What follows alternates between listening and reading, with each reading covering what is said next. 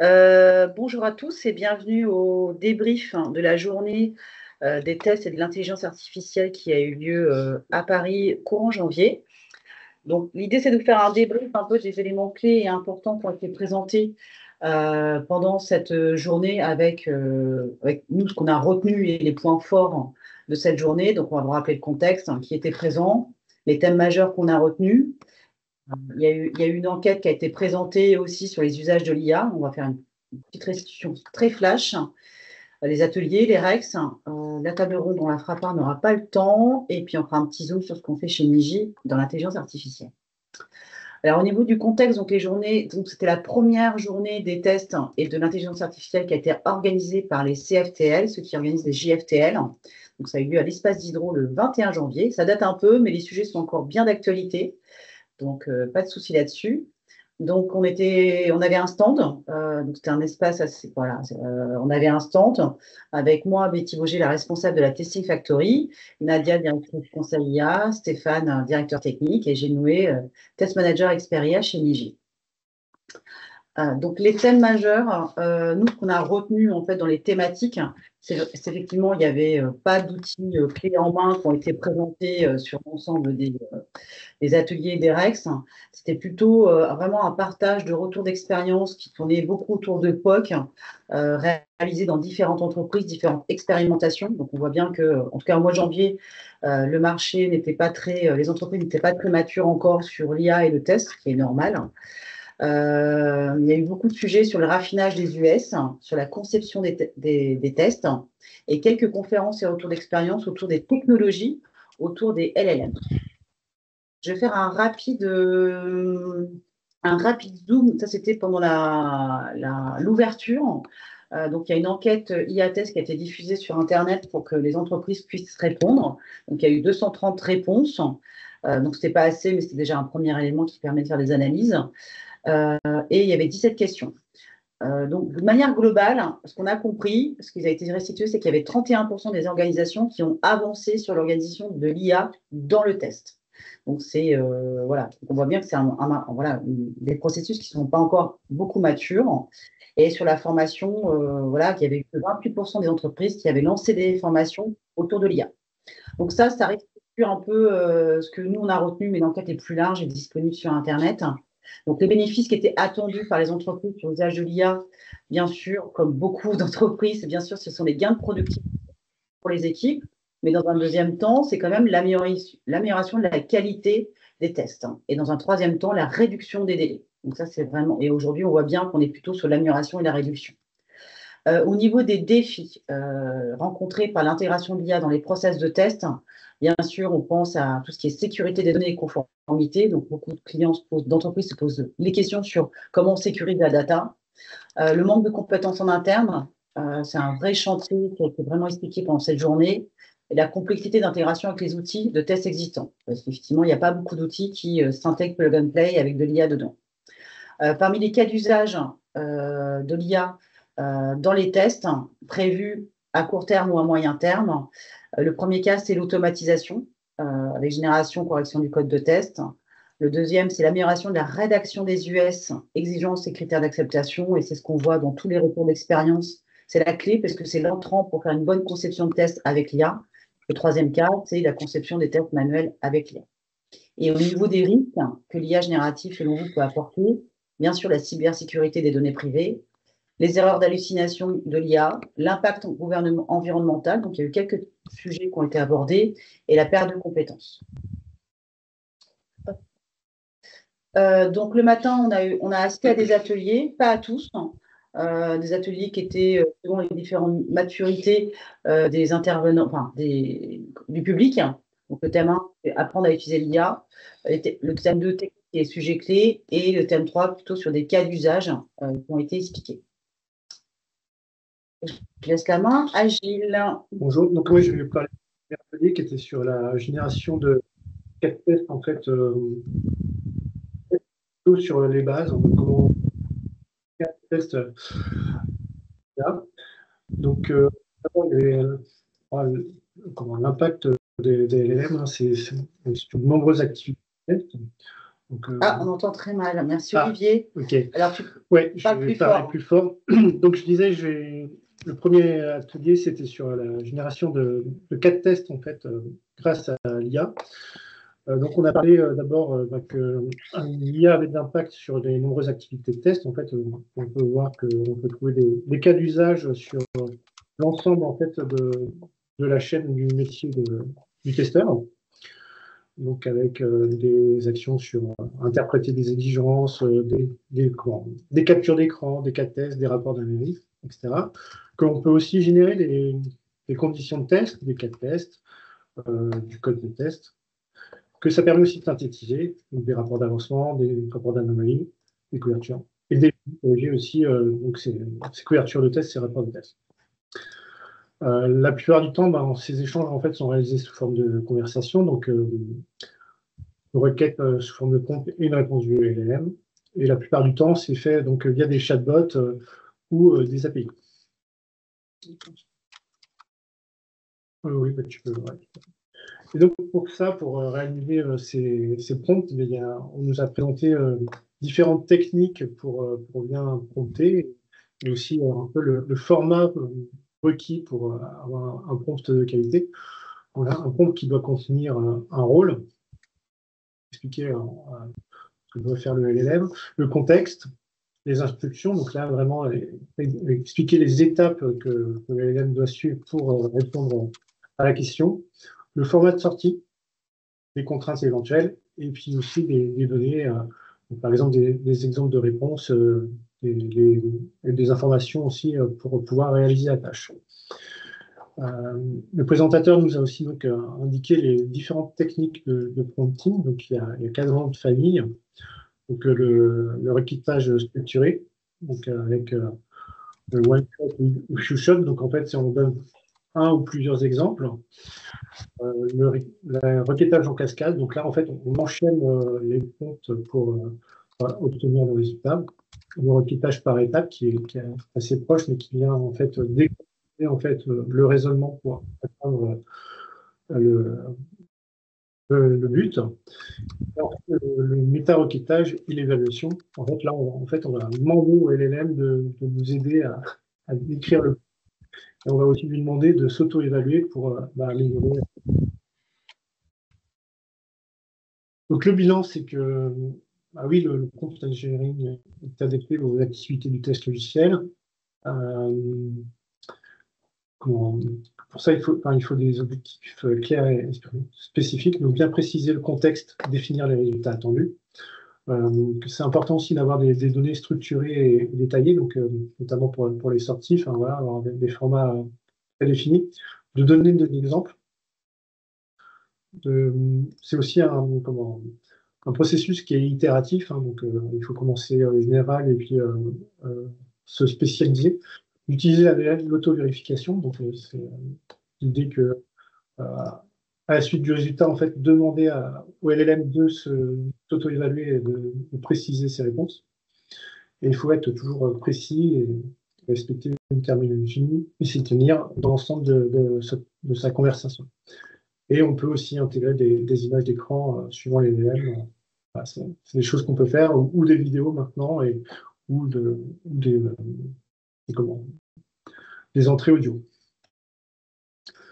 Le deuxième atelier qu'on a pu participer, donc c'était sur raffiner les user stories et générer des cas de test. Donc là, on est rentré un petit peu plus en détail par rapport aux bases.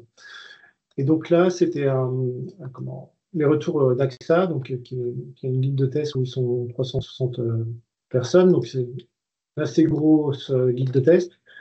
Et sur cette guide de test, il y a une quinzaine de personnes qui sont spécifiquement liées à l'IA, qui testent l'IA pour le test logiciel. Donc voilà, ils vont présenter aussi un peu leur démarche, donc avec d'abord des premiers essais en 2023, puis ensuite des prompts un peu plus évolués et des pratiques des prompts liés au test. Ensuite, ils ont mis en place les 4 amigos et essayer d'améliorer les exigences. Et là, ils sont plutôt sur la génération de cas tests. Donc les 4 amigos, c'est quelque chose qu'ils ont mis en place, qui fait maintenant partie de leur process qualité. Et donc là, c'est l'idée d'aller augmenter en fait la session des trois amigos avec l'aide de l'IA. Et donc l'IA vient là en complément comme une autre personne qui viendrait aussi poser des questions en plus. Donc on réalise la séance des trois amigos comme d'habitude. Et à la fin, on vient prendre les questions posées par l'IA pour compléter en fait ce qui a été fait en séance. Et donc les résultats sont plutôt positifs hein, sur différents essais. Les questions posées par l'IA étaient pertinentes et c'était des questions qui n'avaient pas forcément été vues aussi par les autres membres de l'équipe. Donc voilà, c'est un vrai apport. Et sur ces questions pertinentes, voilà, assez important aussi, ont permis d'améliorer en fait la qualité du LES. Le deuxième cas, c'était donc l'amélioration des exigences. Donc là, il y a une partie en fait qui est gérée par le LLM qui vient venir vérifier en fait l'exigence, notamment vérifier qu'elle respecte bien les critères INVEST. Et avec ce résultat, ils ont rajouté une petite application qui vient en fait de calculer un code, un score plutôt, un score comme le Nutri Score. Donc là, c'est le Story Score qui permet d'avoir en fait de déterminer si l'US est bonne ou pas.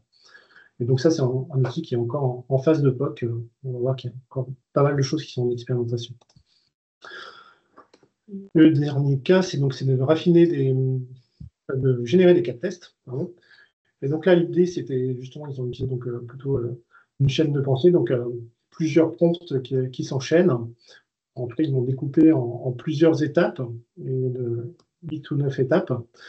Et à chaque étape, en fait, on vient aller interroger le LLM pour avoir des détails sur comment générer des cas de tests. Donc, d'abord, on va analyser la user story, on va lister les éléments de test, déterminer les risques, déterminer des conditions de test, de pouvoir aussi réaliser un diagramme qui va nous donner une plus graphique en fait, de la user story pour justement nous aider à comprendre différemment la user story.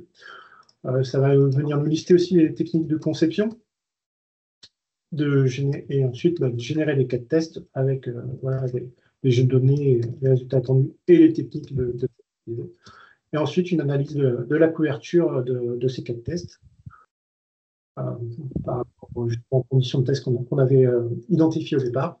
Et la deuxième étape qu'on ne voit pas là, mais c'est justement l'auto-évaluation du LLM. On lui demande de valider que l'ensemble des cas de tests générés couvre bien, qu'on a une couverture complète. Et donc demander aussi de générer des cas de tests pour couvrir des conditions qui n'auraient pas été couvertes. Donc ça, c'est un process qui est encore en expérimentation. Et l'humain aussi est dans la boucle. En fait, à chaque étape, voilà, il y a une phase de vérification des éléments. Donc ça, c'est un process que moi, j'ai pu mettre en place parce que justement, sur ces captures d'écran, c'est des résultats que j'ai obtenus, moi, via cet enchaînement. Merci, Gilles. Moi, pendant cette journée, j'ai assisté au matin à un atelier qui s'appelait « Apprendre à tester avec un tuteur IA », qui était animé par Abbas Ahmad de la société Certilog. C'est un atelier très intéressant où ils ont présenté un outillage de certification pratique de tests. Donc, pourquoi ils l'ont fait? Parce qu'effectivement, l'ISTQB, c'est un programme de certification par niveau sur les méthodologies de test qui dure 60 minutes, mais qui ne couvre pas toute la pyramide de niveau de la taxonomie de Bloom dans l'apprentissage. Donc, en fait, ça vient mettre le côté pratique de la théorie de l'ISTQB. Donc, cette certification, elle est basée sur la pratique. C'est une interface web avec un tuteur IA derrière pour améliorer les compétences du test logiciel. Et ça se déroule sous forme de QCM et de scénarios mixant théorie et pratique. Donc, vous avez l'URL auquel vous pouvez accéder. Et voilà, il y a déjà pas mal de communications qui ont lieu sur Internet.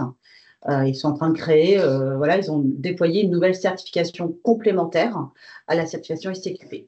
Donc, qu'est-ce que ça contient? C'est une session de formation pratique sur les tests assistés par l'IA.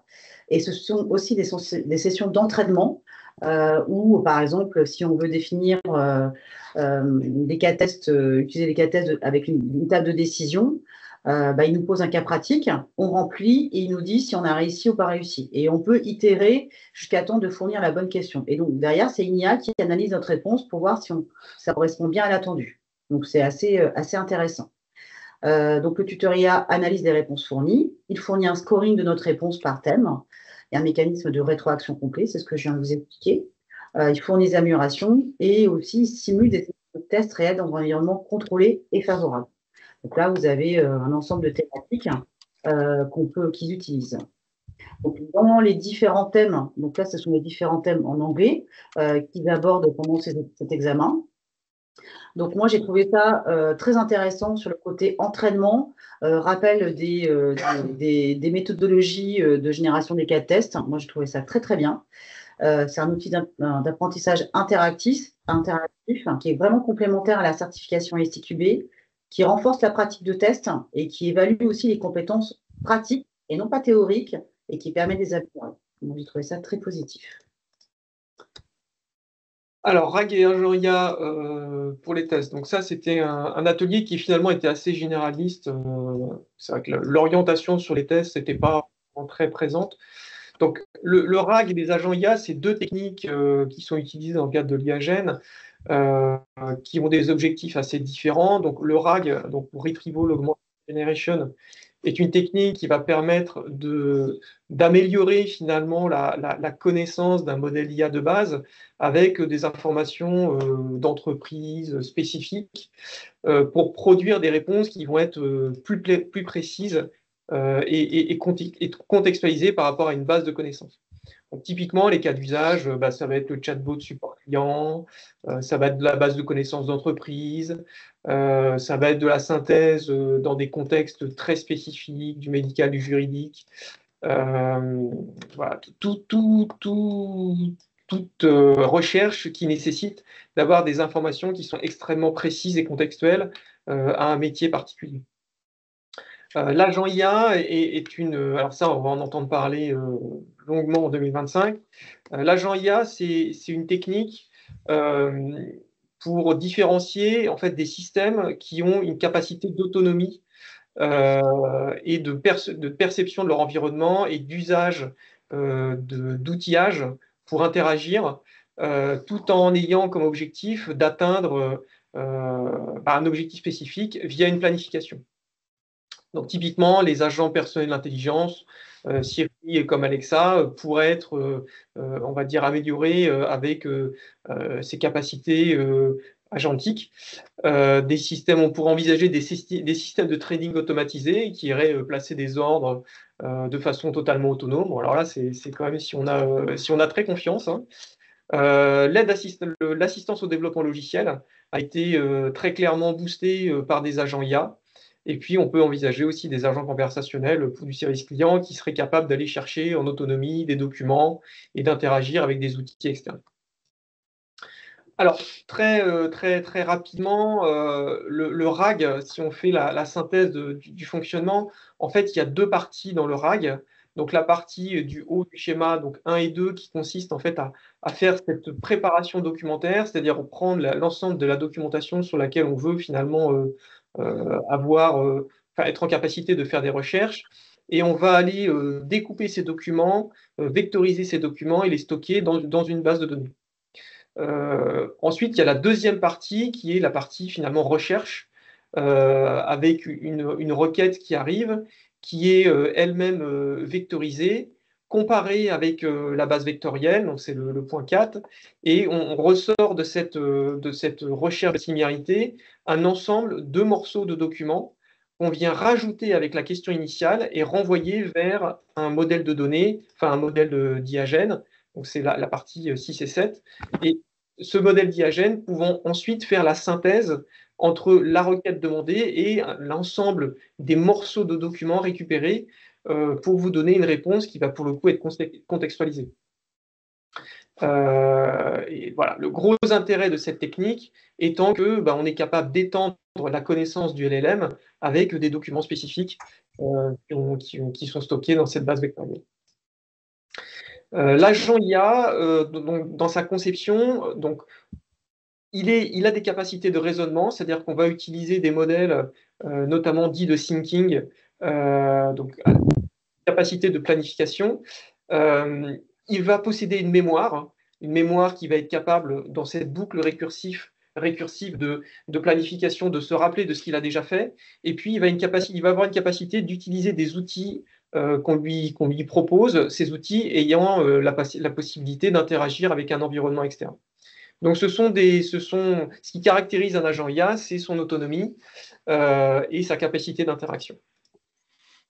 Voilà, et donc ça, bon, c'est un slide qui permet de faire la différence entre du workflow et de l'agent. Dans un workflow, en fait, on a des appels à des LLM qui sont séquentialisés, qui ont éventuellement des embranchements, mais il n'y a pas de boucle de rétroaction, il n'y a pas d'interaction avec l'environnement, ce qui caractérise un agent. Alors, ça, c'est un autre atelier qui portait sur les normes et points d'intention lors de l'usage de l'IA. Alors, encore une fois, c'était marqué pour les tests. En vrai, dans la présentation, c'était quelque chose de très général. Alors, ce qu'il faut en retenir, notamment sur ce tableau, c'est la différence d'approche qu'il y a entre la vision, on va dire, européenne au travers de l'IA Act et la vision états-unienne au travers d'un texte qui s'appelle le NAIIA. Les points marquants sont des choses qu'on va retrouver à d'autres endroits et pas spécifiquement pour l'IA. L'UE a une approche qui est une approche très profonde, très structurée, contraignante et qui a pour objectif général le respect des personnes et des valeurs de l'Union européenne. C'est ça qui contraint à chaque fois la façon dont les institutions européennes vont encadrer, on va dire, des secteurs d'activité. Et là, en l'occurrence, l'IA n'y échappe pas. Alors que les US vont avoir une approche beaucoup plus simple, sans engagement, et qui est complètement orientée sur le business, et en l'occurrence America First, dans une logique de ne pas contraindre l'innovation et de maintenir les US comme leaders du domaine, en l'occurrence ici l'IA. Donc c'est des approches qui sont vraiment radicalement différentes. Et donc, si on passe au slide d'après, typiquement, voilà, ça c'est un slide qui présente un peu les interactions, les acteurs qui sont mis en œuvre voilà, pour les projets en fait, qui vont avoir une dimension d'intelligence artificielle. Alors, notamment, on peut voir à droite tout ce qui va être fournisseur et distributeur de modèles d'IA, et ensuite toutes les interactions qui vont découler avec un certain nombre d'acteurs et d'obligations. Alors, l'idée, c'est pas de détailler le schéma parce qu'il est relativement complexe et en plus, tout n'est pas complètement clair au niveau de l'UE. Il faut juste comprendre que ces directives, en fait, ont commencé à être applicables en 2025 et que l'application va s'étaler jusqu'en 2027, donc pour tous les projets qui auront une dimension d'IA. Alors, il y a une classification, c'est-à-dire que dans ce slide, on illustre les différents niveaux de criticité qui sont liés à des projets d'IA. Il y a 4 niveaux à date et ces niveaux, en fait, vont impliquer des obligations. Donc, on va retrouver des projets qui vont être classifiés dans les risques inacceptables. Donc, ceux-là, de toute façon, ils seront interdits. Tout ce qui va représenter un risque pour la sécurité des personnes et des valeurs de l'Union européenne, typiquement, c'est interdit. Après, on va avoir des risques élevés avec des exigences qu'on verra après qui sont relativement importantes. Donc, dans des domaines jugés sensibles, donc l'éducation, le maintien de l'ordre, typiquement tout ce qui va être reconnaissance faciale, choses comme ça risque d'être dans des niveaux relativement élevés. Après, on a des risques mineurs et importants avec des exigences moindres. Et puis ensuite, des projets mineurs ou sans risque existant, avec très peu, voire pas d'obligation particulière. Bon, la très grosse majorité des projets risquent d'être dans cette catégorie. Voilà, et donc, en lien avec le slide précédent, ce slide il illustre en fait les différentes obligations qui seront demandées en fonction du risque et de la catégorie de risque associée au projet. Alors, Là, il n'y a que 3 niveaux parce qu'en fait, le plus haut niveau de risque était interdit. Donc là, il n'y a pas d'obligation parce que de toute façon, c'est interdit. Par contre, on voit bien qu'en fonction du risque, les obligations sont évidemment très différentes, avec beaucoup plus d'obligations lorsqu'on est sur des projets avec de l'IA au risque, jusqu'à effectivement la quasi-totalité des projets, enfin les projets très, très convenus, très classiques, qui seront dans la dernière catégorie, avec des exigences, on va dire, très, très simples, notamment documentaires, et qui seront en partie couvertes par les fournisseurs de modèles d'IA. Donc ensuite, l'après-midi, on a assisté à des conférences qui étaient des retours d'expérience de différentes entreprises, donc AXA, Air France KLM, Orange, Kereval et Thales, et qui s'est terminée par une table ronde très intéressante qu'on n'aura pas le temps de vous restituer ici. Donc on va vous restituer en fait les retours d'expérience qui ont pour nous été intéressantes. On va commencer par AXA. Gilles en a déjà beaucoup parlé, donc je ne vais rien beaucoup rajouter plus, juste expliquer un peu les différents outillages qui sont mis en place. Donc, pour rappel, AXA, c'est une des plus grosses guildes de tests de France avec 360 testeurs et une coop IA test de 15 personnes qui font de la R&D, des expérimentations et des POC autour de l'IA dans le test. Donc, en fait, ils disposent de différents outils. Donc, il y a Calibot, qui est une IA qui vient interroger tout le patrimoine documentaire de test, processus de test, j'explique, et pas applicatif, processus de test, et qui permet de répondre à plusieurs questions, en disant c'est quoi le RACI sur un projet agile, où est-ce que je trouve tel outil. Donc voilà, c'est un outil qui vient aider la guilde de test dans son quotidien. Il dispose également d'un GPT interne sécurisé qui contient une bibliothèque de prompts. Chez Niji, on a fait exactement la même chose aussi pour faciliter l'archivage et le partage, en tout cas, des prompts. Et il dispose en interne de GitHub Copilot, comme beaucoup de grands groupes qui se sont équipés de Copilot. Donc ça, c'est ce qu'a expliqué Gilles tout à l'heure. Donc, ils ont vraiment intégré une réflexion globale. C'est la première ligne en orange que vous voyez sur comment on peut amener l'IA dans le processus de test. Donc, ça allait de l'expression de besoin, amélioration des US, les 4 amigos, ce que vous a expliqué Gilles, la conception des tests facilités par l'IA, le développement facilité par l'IA et le scripting de tests avec l'IA. Donc, il y a vraiment une réflexion transverse sur lequel ils sont en train de travailler et se poser des questions. Donc, les 4 amigos, c'est OK. Le développement assisté par l'IA, c'est OK avec Copilot et le scripting de test avec l'IA aussi. Et donc, ils sont en train de réfléchir sur l'apport de l'IA sur chaque phase. Et donc, cette conférence était intéressante parce que il y avait l'approche théorique et voilà, où ils en sont dans leur réflexion, en tout cas, sur ce retour d'expérience-là. L'amélioration des exigences et de l'amélioration des cas de test, c'est ce que vous avez expliqué, Gilles, tout à l'heure. Ce qui était intéressant, vraiment, c'était cette notion de scoring des exigences et des US et la génération des cas de test avec 2 approches simples et structurées.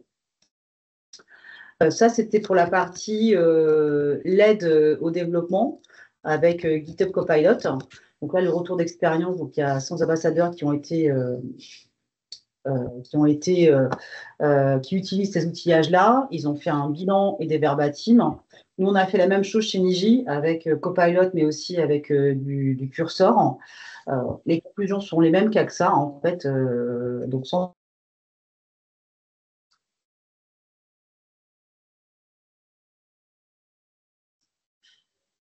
c'est un vrai apport, une vraie aide sur les tâches répétitives, sur l'action sur les formulaires, la refacto. Ça permet de démarrer plus vite sur des nouvelles technologies. Ça explique le code. Donc, le bilan, c'est que tout le monde veut garder la licence et 60% déclarent gagner du temps. Donc, il n'y a pas eu de KPI de chiffres donnés sur quel temps ils gagnent. C'était du POC, donc il y a eu le temps de prise en main et de coût. Donc, ce n'est pas si simple que ça. Mais chez Niji, on a eu la même conclusion et aujourd'hui, c'est dur de leur enlever ce type de licence.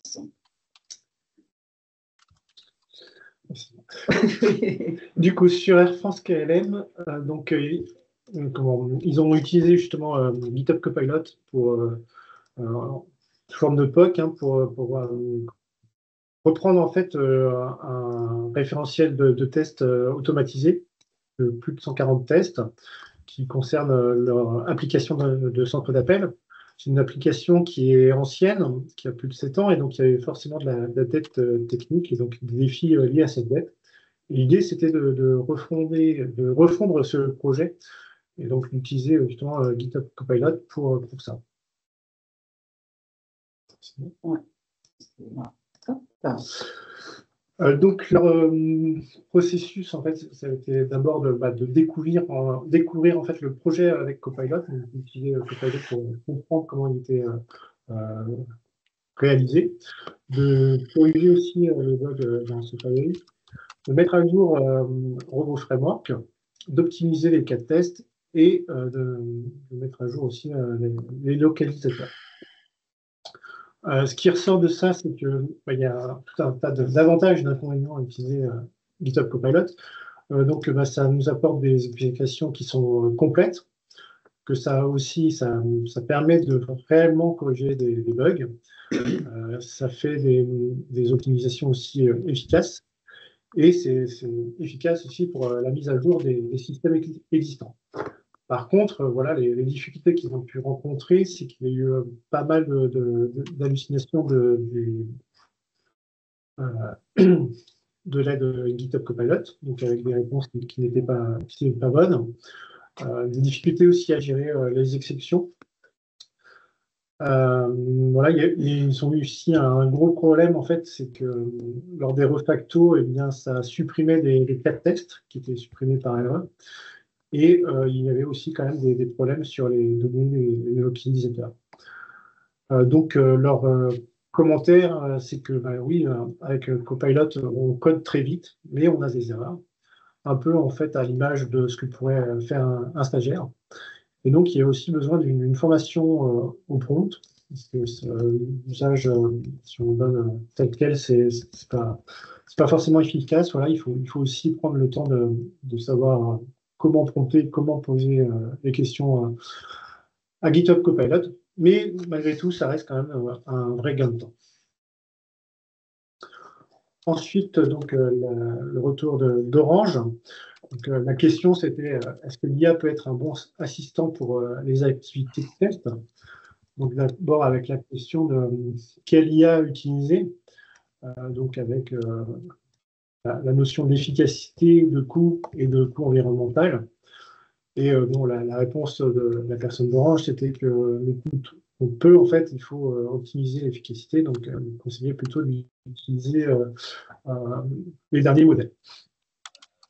Et ensuite, donc, voilà, l'idée, c'était de tester une application web en ayant accès au code de l'application, avec le code aussi de l'API et du Swagger, et aussi des copies d'écran.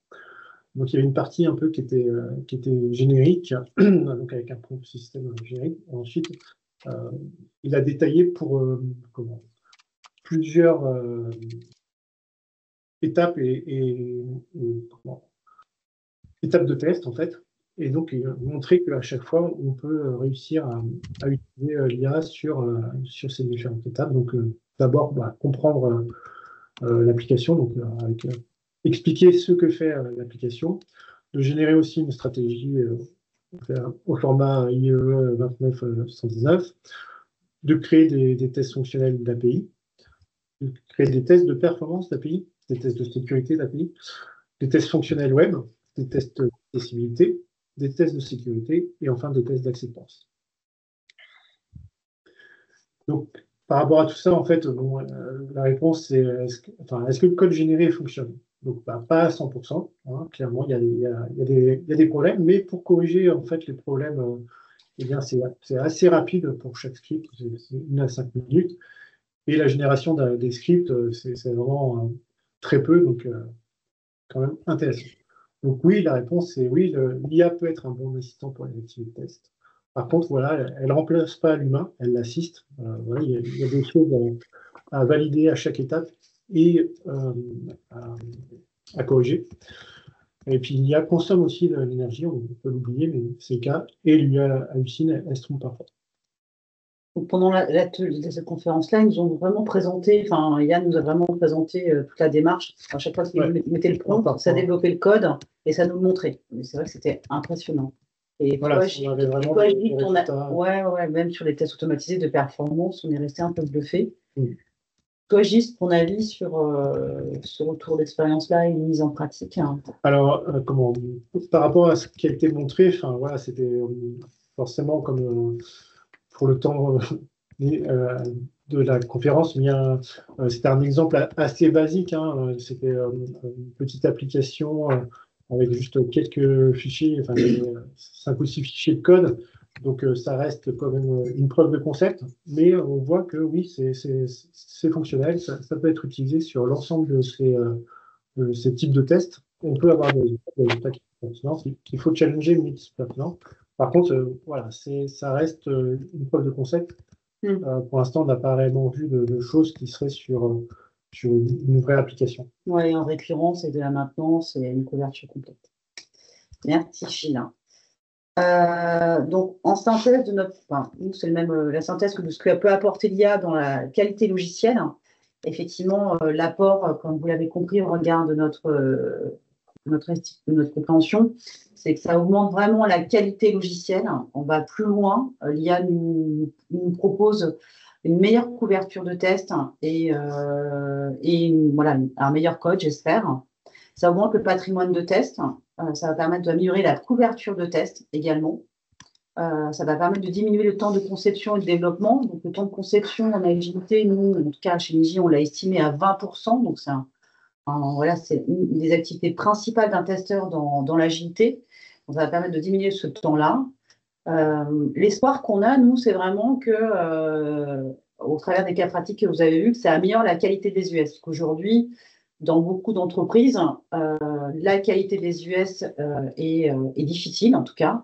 Ce qui est un entrant pour le dev et les tests, ça fait perdre du temps pour le reste, ça fait perdre du temps, du délai, du planning et de l'argent.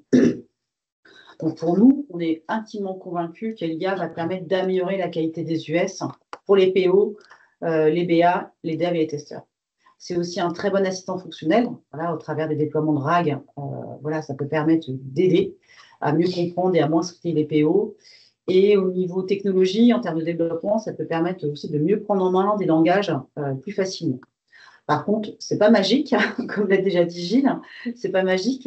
Par contre, il y a des points de vigilance, des bonnes pratiques à respecter. Donc, effectivement, l'IA, quand on ne sait pas forcément bien compter, quand on ne la challenge pas, ça peut halluciner de donner des mauvais résultats.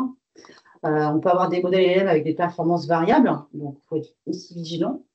Il y a des méthodologies de déploiement qui sont à sécuriser aussi. Il y a une consommation énergétique, hein, donc on parle d'environnement. Donc ça, c'était pendant les conférences, c'était un point qui était important sur certaines conférences et qui a été challengé. Il y a cette notion de confidentialité de la donnée. Est-ce que mes données clients, mes données entreprises ne sont pas utilisées par les IA pour être entraînées? La cybersécurité aussi, où va ma data? C'est quoi les risques d'attaque avec de l'IA? Le point important, et ce qui a été partagé dans toutes les conférences, c'est que ça ne remplace pas le testeur, les différents métiers, et d'autant plus, il faut être d'autant plus dans l'expertise pour utiliser les IA, voilà, pour qu'elles soient efficaces. Voilà, si on met un dev à faire des cas de tests avec une IA, la qualité va être moins bonne, voire dégradée. Donc, ça nécessite de la formation et de l'acculturation IA pour que ce soit efficace.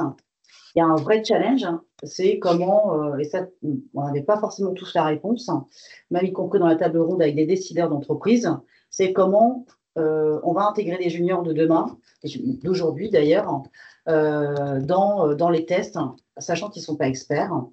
Et le point de vigilance, effectivement, c'est la data, la donnée en entrée des IA, elle est critique. Sinon, on perd en efficacité sur l'IA. Donc, nous, on a à peu près les mêmes visions. Donc, on va passer dans un deuxième temps sur des démos d'outils qu'on a chez Niji. Mais la conclusion, en tout cas, de ces journées du test et de l'intelligence artificielle, qui était une première pour les CFTL, on les remercie parce que c'était vraiment très intéressant. C'était avant tout une journée de partage de différentes expériences d'IA dans le test dans différentes entreprises. Donc, on a pu voir... Là, nous, on sait ce qu'on fait, mais on a pu voir ce qui se passait dans les autres et de dire qu'est-ce qui est bien, qu'est-ce qui est. Voilà. C'était très intéressant. Tous les acteurs estiment que l'IA sera obligatoire dans les différents métiers digitaux. Il n'y a pas de remise en cause de ça. Voilà. On est tous embarqués dans l'aventure et on ne peut pas en sortir. Voilà, au mois de janvier, on était encore dans des parcours expérimentaux sur l'IA. Aujourd'hui, on est au mois d'avril et c'est ce qu'on observe encore chez certains clients, même si on voit une accélération et il y a quelque chose qui se passe avec les agents IA, y compris dans le test. C'est vraiment une innovation au pas à pas avec des boucles d'évaluation. Voilà, il n'y a encore rien de prouvé de manière industrialisée à l'échelle, comme vous l'avez pu voir chez AXA. Donc voilà, on fait au pas à pas en fonction de l'évolution des LLM et des outillages du marché. Des questions d'impact environnemental balbutiantes, mais présentes. Par contre, l'IA est un vrai accélérateur et améliorera la qualité, ça on en est tous convaincus.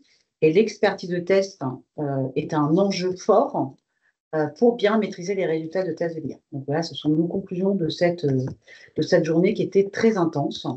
Donc juste pour faire écho avec ce qu'on va vous présenter pour la suite. Donc au regard de ces conférences de RSRX, on s'est dit effectivement, on est bien dans la bonne démarche, on est dans la même démarche que les acteurs du marché et on est aussi avancé qu'eux au travers de ce qu'on fait. Donc l'IA chez Niji, donc on fait beaucoup de choses sur les différentes entités de Niji.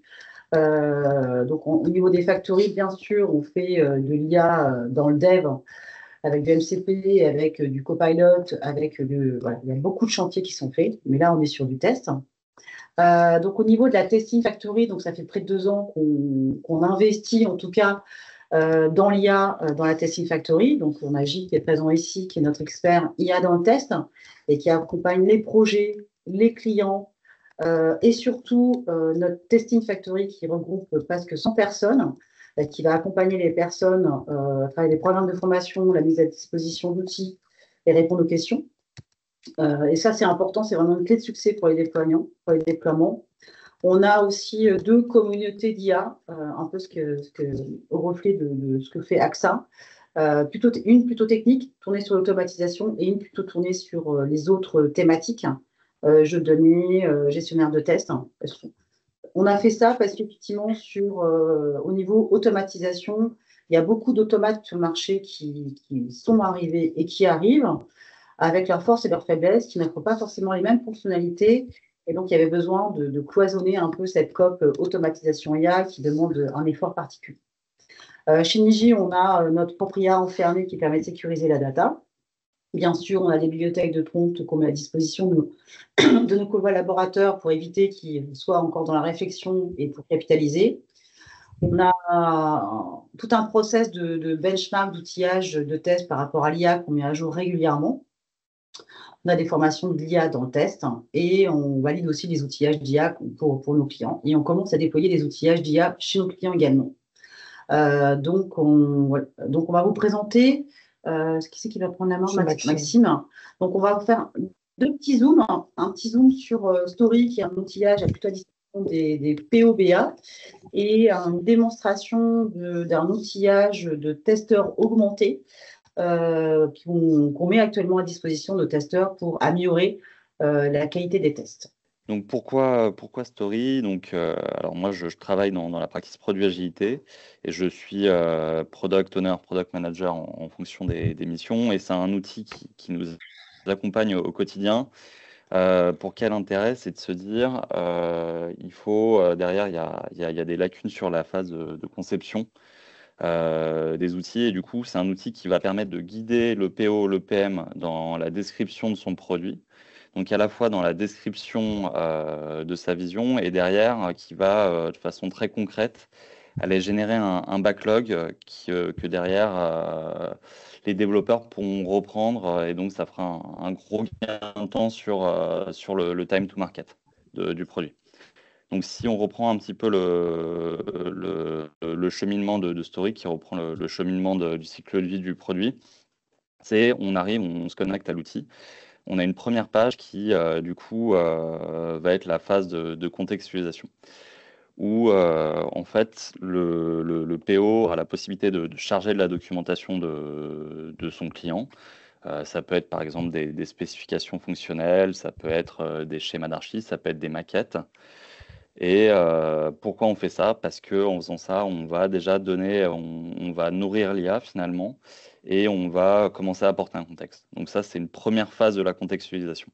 Donc là, pour la démo, vu que c'est un cas fictif, je n'ai pas de document à apporter spécifique, mais l'utilisateur, dans son quotidien, peut importer de la documentation. Alors là, il y a également un choix qui est fait au-dessus, qui est de présenter les user stories, les UX/UI, le technique. C'est en fait par la suite, lors de l'écriture du backlog, il y aura un peu ce découpage qui va être fait en fonction des critères qui sont définis ici. Alors bien sûr, il y a un découpage qui est possible dans la partie 3, donc fonctionnalité. Il y a un découpage à la fonctionnalité qui est beaucoup plus fin et on peut réorienter ce choix-là à ce moment-là. Donc là, c'est pour la phase de documentation. Une fois qu'on a fait cette phase de documentation et qu'on a chargé nos documents, on va rentrer dans la phase dite de vision. Donc là, le product owner, product manager va devoir décrire la vision de son produit. Et donc cette description de la vision, elle suit un peu l'état de l'art sur comment on décrit un produit et c'est un framework qui est donné. Donc ça va permettre d'orienter l'utilisateur qui n'est pas forcément hyper à l'aise avec ces aspects méthodologiques. Donc déjà, c'est aussi un appui méthodologique à ce niveau-là.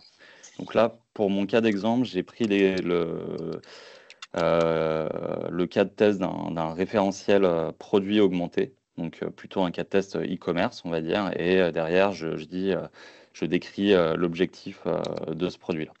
Donc, il y a des questions qui vont guider l'utilisateur en demandant de décrire le marché et la cible, les besoins du client et de l'utilisateur. Donc là, par exemple, pour ce cas de test-là, c'est derrière se dire générer automatiquement des fiches produits. Voilà.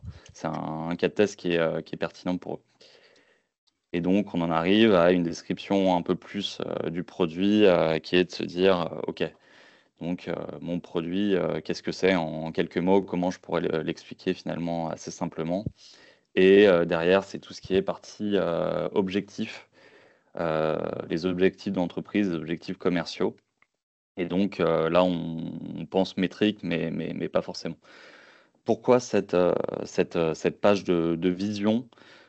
C'est toujours le même principe, c'est de pouvoir donner un maximum de contexte à l'IA pour que lorsqu'on va lancer la génération du backlog, l'IA avec la documentation en entrée, donc l'onglet 1 et la vision qu'on a décrite, va permettre justement d'avoir un backlog qui est aligné par rapport à ces entrées. Voilà. Et donc, on passe derrière à une synthèse IA qui, du coup, nous confirme la vision du produit et on peut déjà avoir de l'alignement euh, avec les différentes parties prenantes autour du produit pour se dire, OK, est-ce qu'on partage la même vision? Est-ce que derrière, on peut aller enclencher sur cette phase justement de création de backlog? Voilà. Donc ça, c'est pour la contextualisation. Et là, on va rentrer dans la partie justement fonctionnalité, où derrière, l'utilisateur, donc le PO, va devoir décrire chacune de ces fonctionnalités. Alors là, pour les besoins de la démo, et vu qu'on a un temps un peu court, j'ai déjà rédigé des features par rapport à ça. Donc je vais rentrer dans le détail de l'une, où du coup, on a un formulaire pareil, qui est assez détaillé, qui va orienter le POPM dans la description de sa fonctionnalité. Et derrière, ça permettra quoi? Ça permettra d'avoir des user stories et des critères d'acceptance qui sont précis par rapport à cette fonctionnalité-là. Et le fait que le PO a la possibilité de choisir user story UX/UI technique, l'IA va le comprendre et va du coup proposer des user stories et des critères d'acceptance qui sont en adéquation avec cette description-là. Voilà. Et donc derrière, c'est la même logique sur du coup du technique et de l'UX/UI. Voilà. Et donc on en arrive à la phase de backlog. Alors là, pareil, j'avais généré le backlog. En général, ça peut prendre 1 à 2 minutes pour générer le backlog. Et donc, quand on arrive sur cette phase de backlog, on retrouve donc la fonctionnalité, les différentes user stories, et sous ces user stories, il y aura vraiment un peu la description d'une US qui est selon le formalisme attendu, donc en tant que je souhaite afin de, avec déjà des critères d'acceptance. Et donc, finalement, on a un backlog qui, en l'espace de 30-40 minutes, est déjà généré pour un produit qui est qui est un PIM, qui est un référentiel de fiches produits, justement. Et donc, il y a bien sûr la possibilité d'aller modifier ces user stories, de les affiner au fur et à mesure en les régénérant, en changeant le descriptif et en relançant une génération des user stories. Voilà, donc ça c'est quelque chose d'important et il y a surtout un point qui est assez clé dans Story, c'est de se dire qu'on peut exporter directement tout ce backlog qu'on a généré là, on peut l'exporter directement vers Jira. Donc forcément, en tant que product owner ou product manager, c'est un gain de temps qui est très conséquent. Donc voilà, c'est tout pour l'outil Story, Betty. Je ne sais pas Merci. s'il y avait des questions ou pas. Oui, Ouais, moi j'ai une question. oui. Merci pour la presse d'ailleurs. Quand on charge les documents, dans la première étape que tu as montré, on charge des documents qui quelquefois peuvent Oui. être confidentiels. Ça pose la question sur certains clients de où sont stockés ces documents. Est-ce qu'on a une maîtrise sur la sécurité des datas qu'on envoie dans les documents d'architecture, de ce que tu as décrit, hein, cahier des charges, architecture technique, DAT ou quoi ou qu'est-ce? Quelle Alors, maîtrise on a là-dessus? non, alors là, à date, le back derrière Story, des LLM. Et là, celui qu'on utilise, c'est ChatGPT, donc qui est une IA, qui est américaine. Après, moi, je suis aussi PO, PM sur Story. Et derrière, ça fait partie de la roadmap de se dire qu'on pourra s'interconnecter avec des IA françaises, typiquement du Mistral, qui va justement, lui, stocker sa data en France. Voilà, et qui pourra répondre à ce genre de problématique. Ouais, Ouais. exactement. Si je puis compléter, en fait, ce qui se passe, c'est que la donnée réellement n'est pas stockée ailleurs que sur de l'infrastructure Niji.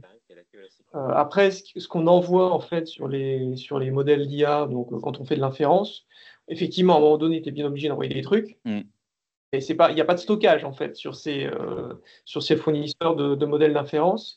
Et on a des contrats avec des fournisseurs, notamment de cloud public, qui normalement nous garantissent qu'il n'y a pas d'usage de cette donnée pour de l'entraînement ou choses comme ça. Parce qu'on a des accords et des contrats avec eux. C'est quoi le club public dont tu parles? C'est du En OVH? En l'occurrence, c'est Azure. On utilise des points d'API OpenAI qui sont fournis par Azure. Et pas d'OpenAI en direct, normalement. On ne pourrait pas imaginer avoir un contrat avec OVH pour être complètement SecNumCloud Bah, en fait, OVH ne fait pas de ChatGPT? n'a pas de point d'API sur de l'inférence type OpenAI Ouais, ou- d'accord. donc à date, c'est pas possible. Je propose qu'on passe sur la partie. Merci beaucoup, Maxime, hein, sur la Ouais, partie merci. Merci. outils testeur augmenté. Donc, Gilles va prendre la main.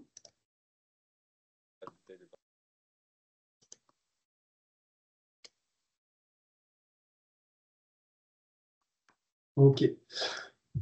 Donc, le testeur augmenté, c'est un petit peu la suite de Story, puisque quand on a nos US et qu'elles sont développées, on va devoir les tester. Donc, le testeur augmenté, c'est vraiment de venir aider le testeur dans ses différentes tâches. Et donc, là, l'idée, c'est d'aller justement récupérer les US. Donc, nous, pour le coup, on est parti sur des US qui seraient dans Jira, puisque c'est l'outil qu'on utilise principalement.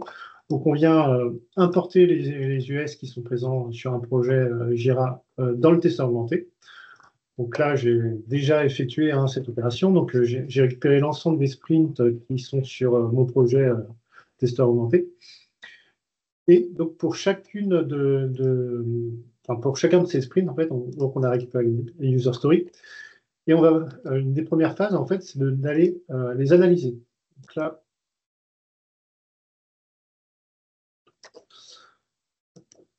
quand je clique, donc là, j'ai déjà fait, mais sinon, ça va appeler le LLM et ça vient vérifier en fait la conformité de nos US par rapport à certains critères, donc notamment les critères INVEST, et on vient aussi vérifier que entre les US qu'on vient d'envoyer, il n'y a pas des doublons, il n'y a pas des incohérences. Donc on peut voir le résultat. Donc là, j'ai la liste de mes US que le LLM considère comme conformes ou non conformes. Et donc, par rapport à des critères, notamment la clarté, la longueur, donc savoir si l'US est assez détaillée ou pas assez détaillée, sur si elle contient des critères d'acceptation ou non. Et donc, comme je disais aussi, des critères de cohérence, de doublon et d'indépendance les unes entre elles. Donc là, par exemple, on voit que pour mon US 116, a priori, elle a quelques problèmes. Et donc, par exemple, pour la clarté, là, l'LM va nous indiquer que la description, en fait, est trop vague. On utilise l'expression, par exemple, le site est beau, donc ça, c'est assez subjectif, c'est pas mesurable, donc ça demande des éclaircissements. Et donc, l'idée, c'est aussi que le LLM nous propose des améliorations, des exagérations, et nous donne en fait des pistes de réflexion pour améliorer nos US. Donc, pareil, hein, pour la longueur, là, il nous indique qu'il est trop court, qu'il manque de détails pour comprendre la fonctionnalité attendue. Pareil, là, sur cette US, il n'y avait pas de critères d'acceptance, et donc elle propose aussi des critères d'acceptance. Donc là, l'idée, c'est vraiment de simplifier le travail du testeur, d'avoir une vue d'ensemble donc là, des 12 US, il a une vue assez rapide de savoir celle sur laquelle il y a peut-être un travail à faire avant de pouvoir commencer en fait sa phase de conception et d'analyse de test. Et donc, avec aussi cette liste et ces recommandations, eh bien, il peut aller voir le PO pour mettre à jour les US et en tout cas entamer un cycle de refinement sur ces US. Donc ça, voilà, c'est vraiment l'idée de fluidifier les échanges et d'accélérer le travail du testeur.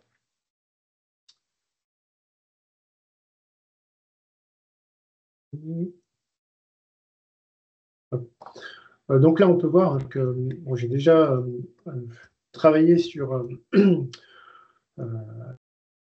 ces US, et donc, par exemple, pour la 113, j'ai déjà généré en fait des cas de tests, et donc j'ai des cas de tests qui sont en différents états. Donc là, on peut voir que donc je retrouve la description de l'US. Donc ça nous permet de voir le contenu de l'US aussi. Donc on voit que dans mon Jira, j'avais une image qui était liée. Voilà, ce qui permet d'éviter aux testeurs d'avoir à faire un aller-retour entre le Jira et le testeur monté. Et donc là, on voit que pour cette US, quand on a demandé à générer des cas de test, on a eu 14 cas de test créés. Et donc, à la fois des cas de test passants, mais aussi des cas de test d'erreur et des cas de test aux limites. Là, l'idée aussi, c'est que, comme on l'a dit, hein, l'outil et les LLM, c'est des assistants. Et donc, l'idée, c'est bien d'aller valider que l'ensemble des cas de tests proposés sont pertinents et sont corrects. Donc là, on a la liste qui permet de voir s'il n'y a pas des cas de tests qui seraient manquants ou des cas de tests qui seraient peu pertinents et donc on pourrait supprimer. Et donc, on peut directement sur cette liste pouvoir justement supprimer les cas de tests qui ne nous intéresseraient pas. Ensuite, sur la vue détaillée, on va pouvoir avoir le détail des tests avec, donc là, sous forme standard, donc action résultat attendu. Et on peut venir modifier directement si un démo nous intéresse. Enfin, on considère qu'on préfère changer régulier par occasionnel, je ne sais pas, enfin voilà, faire des changements assez rapides, on peut le faire directement. Ou on peut aussi réutiliser l'IA pour demander de rajouter des étapes, ce genre de choses. Et donc là, l'idée, c'est bien de venir valider les différents cas de test avant de pouvoir les exporter. Et donc, l'intérêt de ces 4 tests générés, forcément, c'est bien sûr quand ils sont exportés. Donc, nous, actuellement, on exporte vers Squash, mais dans le futur, on prévoit de pouvoir aussi exporter vers X-Ray ou vers d'autres outils. Et on a aussi actuellement la possibilité d'exporter les 4 tests au format JSON ou au format CSV. Voilà. Et aussi, donc,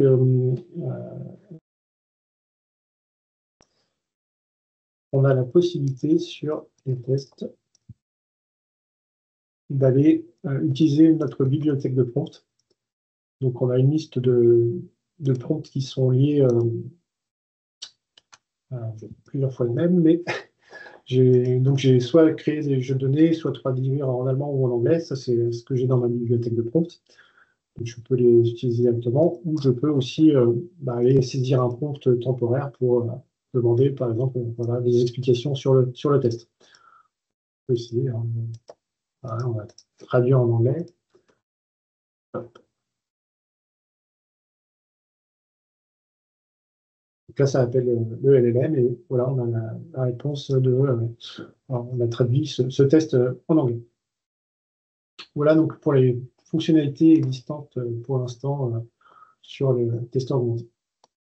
Et pour information, les slides des JTIA, alors ils ne sont pas tous disponibles. Nous, on les a eus. Donc, si vous avez besoin de rééchanger sur certaines conférences ou ateliers qui vous ont intéressé, n'hésitez pas à nous contacter ou à contacter les organisateurs, parce que tout n'est pas présent, en tout cas, sur le site internet des CFTL. Voilà. Ben, merci à tous de nous avoir écoutés, puis on vous dit à très bientôt.